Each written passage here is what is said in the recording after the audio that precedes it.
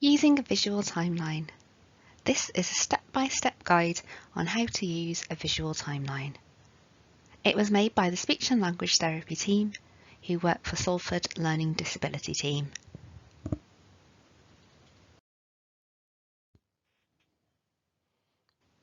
Using visual timelines. We all use tools to help us understand and remember what is happening each day. This might be a paper diary, an alarm or an alert on your phone, or even a note stuck on the fridge. Visual timelines use symbols, photographs or objects placed in a structured way representing a period of time. The timelines are used to increase independence and reduce anxiety about what is going to happen next. The period of time can differ depending on the person's level of understanding. For some individuals, a short timeline, such as a now and next, or a now, next and then, might be appropriate. For others, a longer timeline, which covers a half day, a full day, or a week, might be used.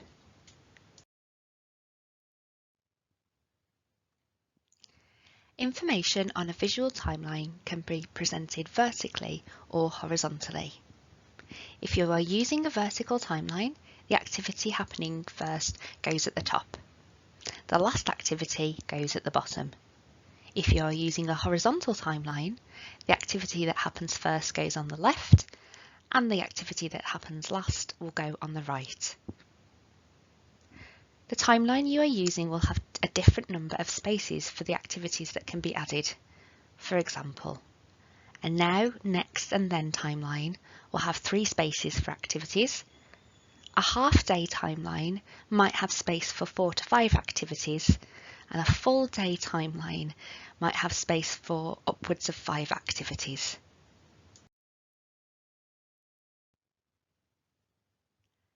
Using a longer visual timeline. Now we'll look at the steps that you need to complete in order to use the timeline. Step 1. Find the photos or objects you need for the activities happening in the day. Remember to keep a note of any symbols or objects which might need replacing, or if there are any new activities that need to be represented on the timeline. Using a longer visual timeline. Step 2. Put the activities on the timeline in the order that they are happening. In this example, we're going to set up a timeline that shows the following information. We're going to have breakfast, then wash up, then vacuum, then watch television, and finally have lunch. This is a half-day timeline example. All of those activities are added to the timeline in the order that they are happening. In this example, we are using a horizontal timeline so the information is recorded and read left to right.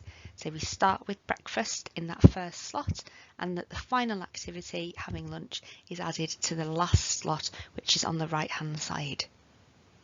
Once you have the timeline set up, you'll need to show the timeline to the person that you are supporting, gain their attention appropriately, and explain what is happening using speech and by pointing to the symbols.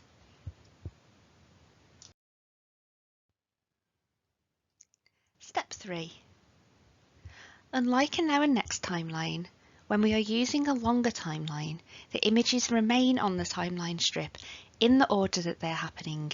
We don't need to reposition the activities each time one has finished. Some people prefer to remove each activity when it has finished, and if so, the timeline might look a little bit like the one on screen, where a gap has appeared now that the first activity, having breakfast, has finished. Some people prefer to keep the activities on the board until the whole sequence is finished. Repeat these steps as often as needed throughout the day.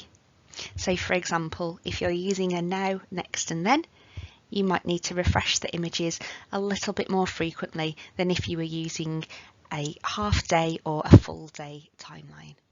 Even if there are no changes made to the timeline during the day, you must continue to show the timeline to the person that you're supporting, gain their attention appropriately, and explain what is happening using speech and by pointing to the symbols. So for this example we have on screen, we could say, oh, it's time to wash up now. Next we're going to do the vacuuming, we'll watch TV and then we'll have lunch.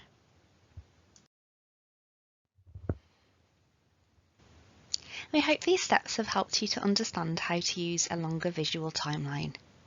Here are some extra tips to help things go smoothly. Use the agreed name when showing the symbol or object on the timeline. For example, if the activity is known as washing clothes by the person, use this term rather than do the laundry or clean clothes. Using the same word and visual consistently will help the person make the link between the visual, the word, and the activity it represents. Information on the timeline must be accurate and truthful. Remember to ensure that any activity which appears on the timeline is going to happen. Similarly, if you are using the timeline symbols to support choice making before you add the information to the timeline, make sure that those activities can take place. We want the person that we're supporting to have a really positive experience of making choices. Finally, be consistent. Everybody supporting the person must use the resources every day and in every context. Keep using the timeline even if everything is going well for the person.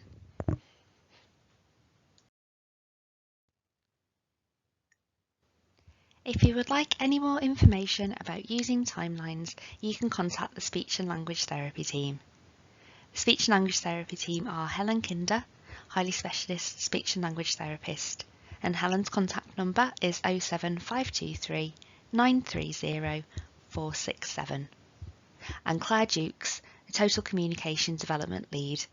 Claire's contact number is 07523 930 481. Thanks for watching our video.